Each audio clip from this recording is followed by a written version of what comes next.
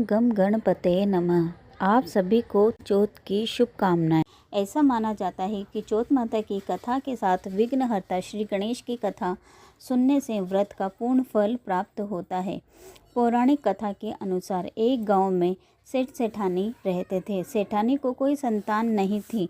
एक दिन पड़ोस की औरतों को चौथ की कहानी सुनते हुए देखा और पूछा कि इससे क्या होता है। तो औरतों ने कहा कि चौथ माता का व्रत करने से अन्न धन पुत्र सुहाग मिलता है। इस पर सेठानी बोली, हे चौथ माता, यदि मैं नहाई रह जाऊं तो सवा सेर का तिलकुट्टा व चौथ का व्रत भी करूं।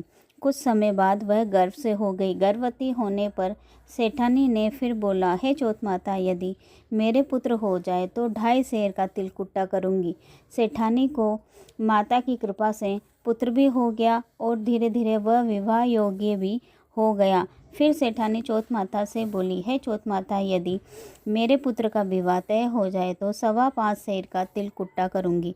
सेठानी के पुत्र का विवाह तय हो गया और बारात भी रवाना हो गई। अब तो चौथ माता और गणेश जी ने सोचा कि सेठानी जब से गर्भवती हुई है तब से तिलकुट्टा बोल रही है, परंतु आज तक किया नहीं। यदि हमने कोई चमत्कार नहीं दिखाया तो कलयुग में हमें कौन मानेगा।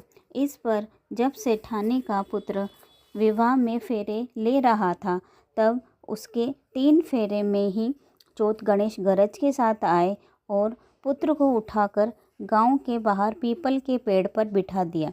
कुछ समय बाद जब वह लड़की जिससे सेठानी के पुत्र का विवाह हो रहा था वह गणगौर पूजने के लिए दुर्वा लेने गांव के बाहर उसी पीपल के पेड़ के पास आई तो आवाज़ आई, अरे मेरी अध ब्यायोड़ी।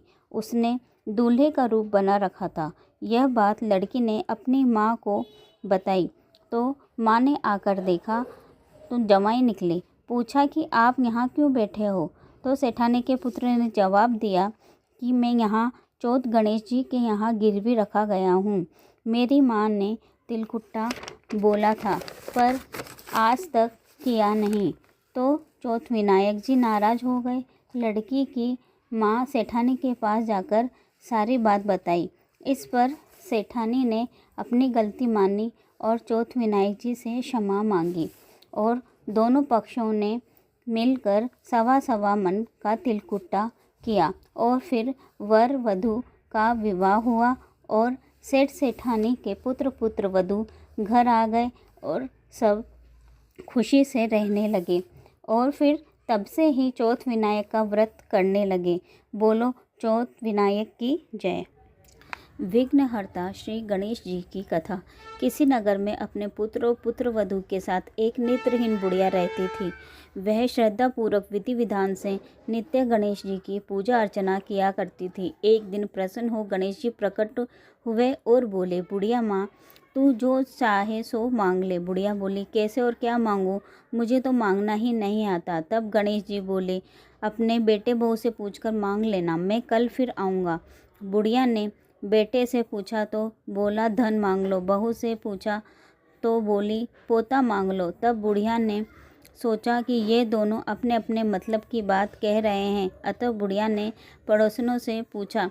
पड़ोसनों ने कहा, बुढ़िया तू तो थोड़े दिन ही जिएगी, तू क्यों धन मांगे और क्यों पोता मांगे। तू तो आंखें मांग ले जिससे तेरा बाकी का जीवन आराम से कट जाएगा। लेकिन उस बुढ़िया ने पड़ोसिन की बात नहीं मांगनी। उसने सोचा जिसमें बेटे बहू राजी हो वह मांग लूँ और अपने मतलब की चीज़ भी मांग लूँ। अगले दिन गणेश जी आए और बोले, बुढ़िया माँ जो चाहे सो मांग ले।